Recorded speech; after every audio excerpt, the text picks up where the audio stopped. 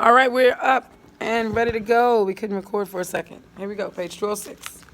Roll the thunder, hear my cry. After Mr. Morrison had retired to his own house and Big Ma, the boys, and I had gone to bed, Papa and Mama remained on the porch talking in hushed whispers. It was comforting listening to their Mama's voice, a warm, lilting murmur. Papa's a quiet, easy-flowing hum. After a few minutes, they left the porch and their voices grew faint. I climbed from bed, careful not to awaken Big Ma, and went to the window. They were walking slowly across the moon-soaked grass, their arms around each other.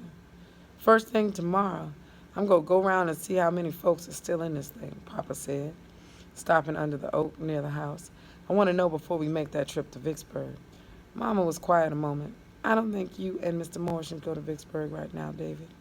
Now, with the Wallaces threatening people like they are, wait a while. Papa reached into the tree and broke off a twig. We can't just stop taking care of business because of them Wallaces, Mary. You know that. Mama didn't reply. Papa leans against the tree. I think I'll take Stacy with me. Now, David, no. He'll be 13 next month, honey. He needs to be with me more. I can take him with me on the railroad, but I can't take him with me on the railroad, but I can take him with me where I go around here. I don't want him to know business, how to take care of it. I take care of things when I'm not around. David, he's just a boy. Baby, a boy get as big as Stacy down here, and he's near a man. He's got to know a man's things. He got to know how to handle himself. I know, but Mary, I want him strong.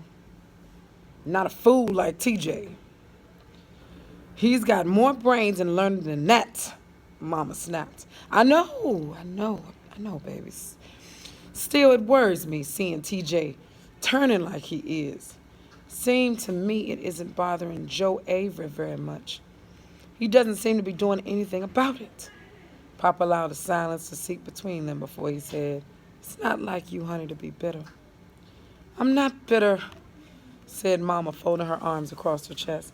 It's just that the boy's gotten out of hand. And it doesn't seem like anybody's doing anything about it. The other day, Joe told me he couldn't do nothing with TJ anymore. That's hard for a man to admit. He can still put a good strip of leather against his bottom, can't he? It was clear that Mama was unsympathetic to Mr. Avery's problem. Said he tried, but his health's so poor, he ended up like having a bad coughing spell. Got so sick from it, he had to go to bed. Said after that, Fanny tried to whip the boy, but TJ's stronger than her, and it didn't do no good. Papa paused, then added, He's gotten pretty sassy, too. I understand. Well, sassy or not, Mama grumbled, they better figure out some way of getting that boy back on the right track because he's headed for a whole lot of trouble. Papa sighed heavily and left the tree. We better go in. I've got to get an early start if I'm going to get around to everybody. You still set on going to Vicksburg?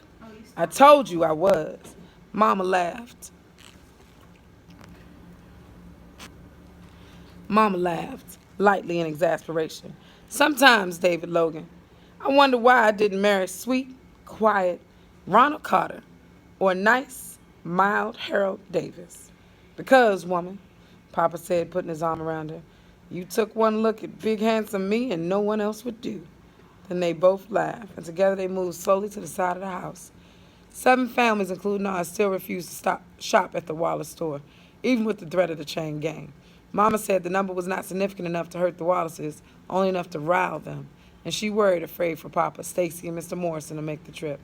But nothing she could say could change Papa's mind, and they left as planned on Wednesday morning, long before dawn. On Thursday, when they were to return, it began to rain.